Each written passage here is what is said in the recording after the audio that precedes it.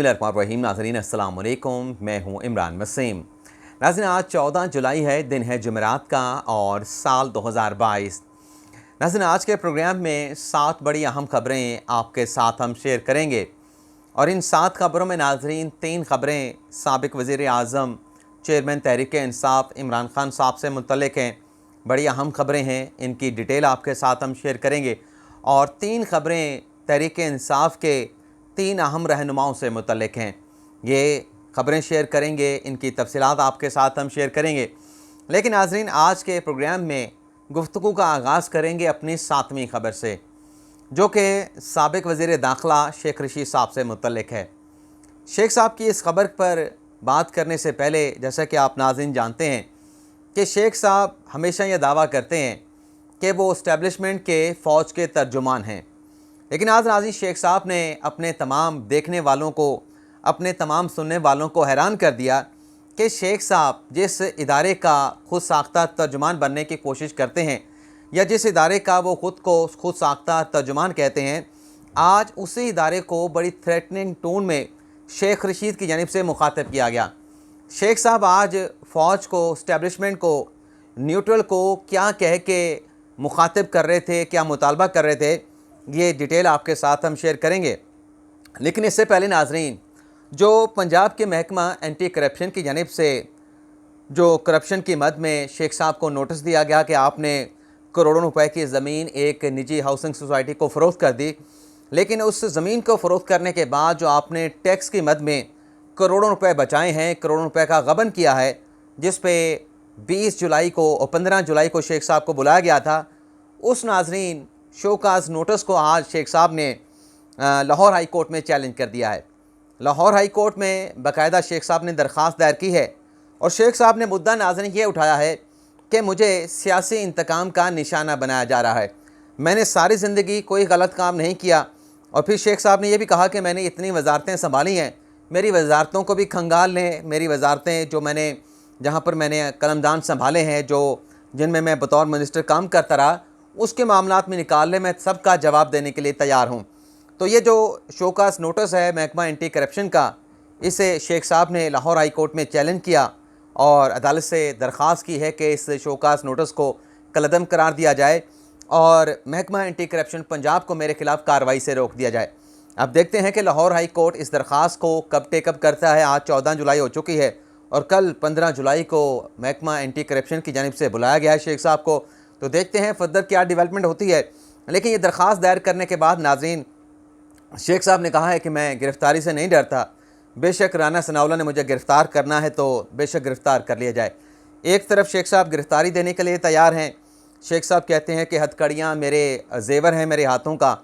और जेल जो है मेरा ससुराल है। शादी शेख साहब ने की नहीं है और शेख साहब कहते हैं कि जेल जो है मेरा ससुराल है, और दूसरी तरफ कहते हैं गिरफ़्तार कर लें और फिर ज़मानत के लिए अदालत से भी रिजू कर लेते हैं। लेकिन बहरहाल आ जाते हैं शेख साहब ने आज किस थ्रेटनिंग टोन में अपने उस इदारे का जिसके वो खुद साख्ता तर्जुमान खुद को करार देते हैं, उस इदारे से क्या कहा है। अभी शेख साहब ने कहा है कि जब पंजाब के ज़मीनी इंतखाबात हैं वो हर सूरत में साफ़ शफाफ होने चाहिए और अपने इदारे को, इस्टेब्लिशमेंट को, फ़ौज को, न्यूट्रल को मुखातिब करते हुए शेख साहब ने यह कहा है कि अगर पंजाब का ज़मीनी इलेक्शन साफ़ शफाफ ना हुआ तो ये मलबा आप पे डाल देंगे। यानी इमरान खान साहब ज़मीनी इलेक्शन में अगर उन्हें कामयाबी ना मिली तो मलबा इमरान खान साहब ने इस्टेब्लिशमेंट पे, फ़ौज पे डाल देना है। और फिर शेख साहब ने यह भी कहा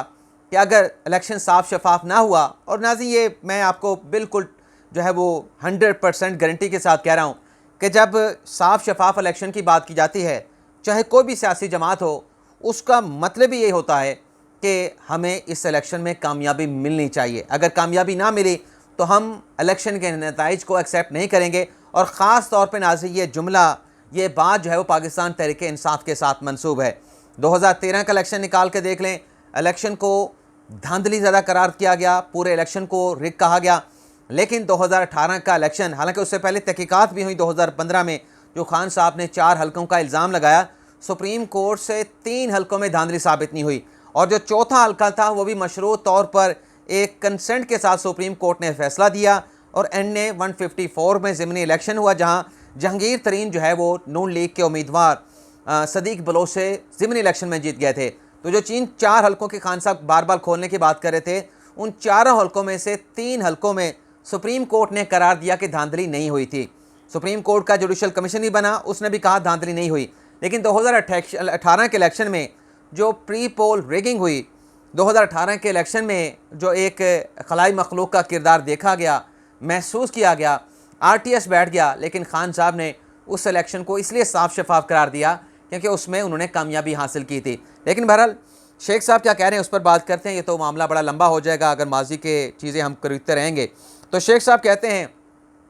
कि अगर इलेक्शन साफ शफाफ ना हुआ तो इमरान खान कॉल देंगे। अब खान साहब ने कौन सी कॉल देनी है? एक ही कॉल खान साहब की देनी बाकी रहती है, वो है लॉन्ग मार्च की। और अगर खान साहब इलेक्शन जीत गए तो मुझे लॉन्ग मार्च की कॉल देते हुए खान साहब नज़र नहीं आ रहे, और अगर ना भी जीते तब भी मुझे ये नज़र नहीं आ रहा कि मुस्तक़बिल करीब में इमरान खान साहब कोई लॉन्ग मार्च की कॉल दे सकें। सुप्रीम कोर्ट ने जिस लॉन्ग मार्च की खान साहब को इजाज़त दी कि आप कश्मीर हाईवे पे जलसा कर लें, वहाँ पे आपको इजाज़त है, कोई रोक टोक नहीं होगी, रास्ते खोल दिए जाएंगे, लेकिन आप डी चौक पहुँच गए और आपके उस इकदाम के ऊपर कि आपने बजाय इसके कि आप श्रीनगर हाईवे पे H9 G9 के मकाम पे जलसा करते, आप डी चौक पहुँचे। तो पिछले दिनों किसी केस की समाअत चल रही थी, तो चीफ जस्टिस ने कहा कि जो हमने फ़ैसला दिया था जिसमें तहरीक इंसाफ को श्रीनगर हाईवे का मकाम मुख्तस करने के लिए, उनका जलसा करने के लिए दिया गया था, उस केस की जो समाअत थी, उस केस की समाअत को लेके हमारी जो यादें हैं वो कुछ अच्छी नहीं है। तो सुप्रीम कोर्ट ये करार दे चुकी है, चीफ जस्टिस कह चुके हैं। तो अगला लॉन्ग मार्च भी सुप्रीम कोर्ट के एक ऑब्जर्वेशन के बाद, हालांकि दरख्वास्त भी इमरान खान साहब ने सुप्रीम कोर्ट में दायर की थी, लेकिन वो दरख्वास्त भी वापस कर दी गई। उस दरख्वास्त के ऊपर जो एतराज़ात लगे थे, उन एतराज़ात के खिलाफ अपील भी दायर करनी थी, वो भी खान साहब ने दायर नहीं की। लेकिन बहरहाल देखते हैं कि खान साहब किस किस्म की कॉल दे सकते हैं। लेकिन शेख साहब आज अपने इदारे को, जिनके वो तर्जुमान बनते हैं, उन्हें इस थ्रेटनिंग टून में मुखातिब कर रहे थे कि अगर आपने साफ शफाफ इंतखाबात नहीं करवाए, अगर आपने हमें ना जितवाया तो खान साहब एहतजाज की कॉल भी दे सकते हैं और मलबा जो है धांधली का वो आप पे डाला जा सकता है, या शेख साहब कह रहे थे। अब आ जाते हैं अगली खबर की तरफ, बल्कि इस खबर से जुड़ी एक और ख़बर भी शेयर कर लें। नाज़रीन, जो नैब की जानिब से फ़रा गोगी साहबा का नोटिस दिया गया था कि आप 20 जुलाई को पेश हों, आज फ़रा गोगी साहबा ने उस नैब के नोटिस का जवाब दे दिया है, जिसमें फ़रा गोगी साहबा ये कहती हैं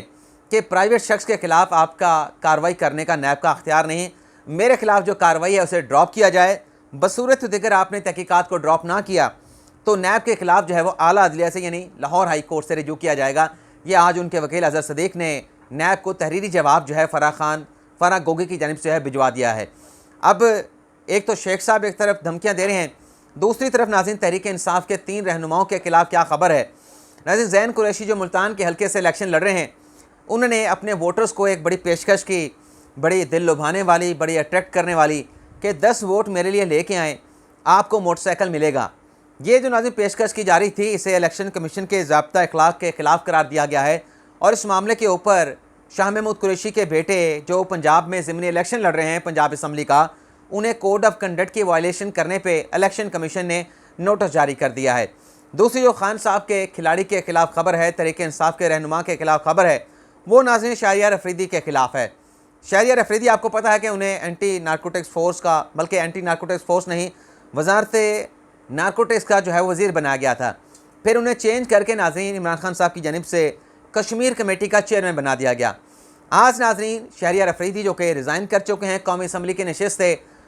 उनकी कमेटी का इजलास बुलाया गया, और इजलास बुलाने के बाद शहरियार अफरीदी को कश्मीर कमेटी की जो चेयरमैनशिप है उससे हटा दिया गया है, और तहरीक इंसाफ के मुनरफ रुकन बासित बुखारी को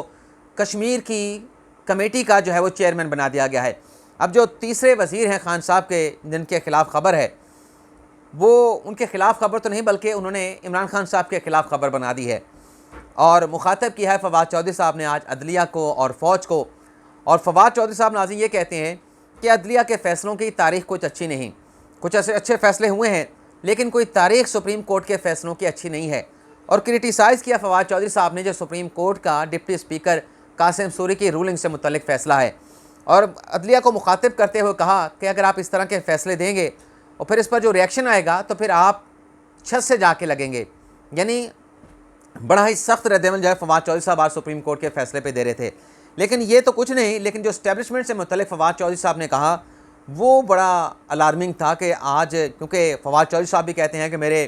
इस्टेब्लिशमेंट के साथ बड़े अच्छे ताल्लुकात हैं, बड़े करीबी ताल्लुकात हैं, प्यार मोहब्बत का रिश्ता है। तो आज फवाद चौधरी साहब उस इस्टेब्लिशमेंट से मुतल्लिक़ कह रहे थे कि हमारे इस्टेब्लिशमेंट के मुँह को खून लगा हुआ है और ये फ़ैसले करते हैं, मुल्क की सियासत के फ़ैसले करते हैं, मुल्क के मुस्तक़बिल को फ़ैसले करते हैं। उन्होंने कहा कि ये नहीं हो सकता कि जजेस और जर्नल जो हैं वो कमरे में बैठ के मुल्क के मुस्तक़बिल के फ़ैसले करें। अब वक्त आ गया है, जो मीडिया का रेजोल्यूशन आया है, जो इनकलाब आया है, अब ये फ़ैसला करना पड़ेगा कि क्या इस मुल्क के मुस्तक़बिल के फ़ैसले पाकिस्तान के अवाम को करने देने चाहिए या फिर जो श्रीलंका में हुआ पाकिस्तान में फिर वो होगा, अगर पाकिस्तान के अवाम को जो है वो जो राइट ऑफ वोट है उसका सही इस्तेमाल करने का हक़ नहीं दिया गया। आज ये बड़ी अच्छी बातें कर रहे थे शेख साहब, अपने फवाद चौधरी साहब, लेकिन ये ख्याल हमारे सियासी लीडरान को, हमारी सियासी क़यादत को उस वक्त क्यों नहीं आता जब वन पेज की गर्दान लगा के बैठते हैं, वन पेज की जब रट लगा के बैठते हैं कि वन पेज पे हैं, वो हमारे साथ हैं, इदारे हमारे साथ हैं, कोई आपस में इख्तलाफ नहीं, 10 साल तक हुकूमत करेंगे, मुल्क को आगे लेके जाएंगे, ये कर देंगे, फ़लाँ कर देंगे। उस वक्त तो इस्टेब्लिशमेंट से मुतल्लिक़ इस तरह के कोई बयानात नहीं दिए गए। ये अचानक इमरान खान साहब की हुकूमत ख़त्म होती है और फवाद चौधरी साहब एक्सेप्ट करते हैं कि हमारे उनके साथ ताल्लुका दुरुस्त नहीं, तो फिर अचानक से ये अपना फवाद चौधरी साहब को ख्याल क्यों आया कि इस्टेब्लिशमेंट से मुतल्लिक़ इस तरह का कोई सख्त बयान दिया जाए। लेकिन बहरहाल हकीकत आप भी जानते हैं, हकीकत हम भी जानते हैं कि वजह वही है कि जो अक्टूबर में वन पेज जो है वो फट गया था, ये उसके सारे रिपरकशन है, उसके सारे ये नताइज हैं जो अब मुख्तलिफ़ तरीक़ों से जो है उसका गुस्सा या उस पर रिएक्शन दिया जाता है। अब खान साहब से मुतल्लिक़ जो 3 अहम ख़बरें हैं, एक तो नाज़रीन सुप्रीम कोर्ट का फ़ैसला है डिप्टी स्पीकर कासिम सूरी की रूलिंग से मुतल्लिक़। उसमें आज नाज़रीन इमरान खान साहब के ख़िलाफ़, सदर आरिफ अलवी के ख़िलाफ़, साबिक़ स्पीकर, साबिक़ डिप्टी स्पीकर और फवाद चौधरी के ख़िलाफ़ आज सेनेट असम्बली में करारदाद जमा करवा दी गई है कि उनके ख़िलाफ़ आर्टिकल 6 की कार्रवाई की जाए। सुप्रीम कोर्ट के फ़ैसले में जस्टिस मज़हर आलम मियां खेल का ये फ़ैसला है कि फ्यूचर में अगर इस तरह की आइन के साथ खिलाफ वर्जी को रोकना है, आइन के साथ खिलवाड़ को रोकना है, फ्रॉड को रोकना है, तो मुस्तक़बिल का रास्ता रोकने के लिए इस मामले पे पार्लियामेंट को गौर करना चाहिए। तो आज सेनेट असम्बली में इस सारे मामले से मुतल्लिक़ कि इमरान खान के ख़िलाफ़, साबिक़ स्पीकर के ख़िलाफ़, असद कैसर के ख़िलाफ़, कासिम सूरी के ख़िलाफ़, अलवी साहब के ख़िलाफ़ और फवाद चौधरी के ख़िलाफ़ आर्टिकल 6 की कार्रवाई की जाए। और उसके साथ साथ ये जो सेनेटर अफनान कुंडी ने सेनेट की असम्बली में ये करारदाद जमा कराई है, इसमें सदर के मुवाख़ज़े का भी कहा गया है। दूसरी जो खान साहब के ख़िलाफ़ खबर है नाज़रीन, जो आए रोज़ खान साहब इलेक्शन कमीशन के ख़िलाफ़ बयानात दे रहे हैं कि इलेक्शन कमीशन पंजाब में धांधली करवाना चाहता है, धांधली कराना चाहता है, हमजा शबाशी को जितवाना चाहता है। इल्ज़ाम इल्ज़ाम इल्ज़ाम, कोई सबूत आज तक इलेक्शन कमीशन को क्या देना था, अवाम को कोई सबूत नहीं दिखाया गया, किसी सबूत का तज़किरा नहीं किया गया। और सुप्रीम कोर्ट ने भी जो फ़ैसला दिया है डिप्टी स्पीकर के रूलिंग से मुतल्लिक़, उसमें भी कहा कि इन्हिसार किया जा रहा है साइफ़र के ऊपर, लेकिन कोई शवाहिद नहीं, कोई शवाहिद का एक दाना तक नहीं, एक टुकड़ा तक नहीं, किसी का नाम नहीं बता रहे कि साजिश किसने की है। तो ये भी खान साहब का, मैंने कल भी कहा था कि खासा है, इल्ज़ाम लगाओ, इल्ज़ाम लगाओ, इतना इल्ज़ाम लगाओ कि वो इल्ज़ामात जो है वो फ़ैसला लगने लगें, सच लगने लगें और लोग उन इल्ज़ामात को हकीकत मानना तस्लीम हो जाएँ। लेकिन बहरहाल ये बातें भी ज़्यादा असर नहीं चल सकती, लोगों के सुन सुन के कान पक जाते हैं कि एक ही बात की रट लगी हुई है। और दूसरी नाज़रीन खान साहब के ख़िलाफ़ खबर ये है कि, और तीसरी खबर, एक तो मतलब ये होगी ना अपना ये सेनेट असम्बली में जो जमा कराई गई है, दूसरा जो इलेक्शन कमीशन के ख़िलाफ़ खान साहब बयान दे रहे हैं, उस पर इलेक्शन कमीशन ने नोटिस ले लिया है और पैमरा से खान साहब की तमाम तकरीरों, तमाम बयानात का, तमाम खिताबात का रिकॉर्ड जो है वो तलब कर लिया गया है। तीसरी खबर नाज़रीन ये है कि खान साहब की जो PTV हमला केस और पार्लियामेंट हमला केस में बरियत हुई थी, उस बरियत को वफाकी हुकूमत की जानिब से इस्लामाबाद हाई कोर्ट में चैलेंज कर दिया गया है। और जो अपील इस्लामाबाद हाई कोर्ट में दायर की गई है, उसमें नाज़रीन कहा यह गया है कि ये जो फ़ैसला है ट्रायल कोर्ट का एहतसाब अपना